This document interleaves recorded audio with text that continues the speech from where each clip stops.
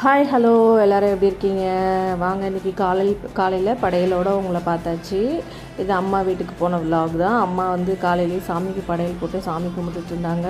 படையல் போட்ட சாப்பாடை நல்லா சாப்பிட்டுட்டு கொஞ்சம் வெளியில் வேலை, அதனால் கிளம்பியாச்சு. அம்மா வீட்டுக்கு போனால் மட்டும்தான் இந்த மாதிரி எந்த ஒரு பொறுப்பும் இல்லாமல் ஜாலியாக வெளியில் ஊர் சுற்றலாம். அம்மா வீட்டை தாண்டி வெளியில் வந்துட்டால் எல்லா பொறுப்பும் நமக்கு வந்துடும். இது வந்து சோம்பேறித்தனம்லாம் சொல்ல முடியாது. அம்மா வீட்டில் அம்மா இருப்பாங்க, பார்த்துப்பாங்கங்கிற ஒரு நம்பிக்கை தான்.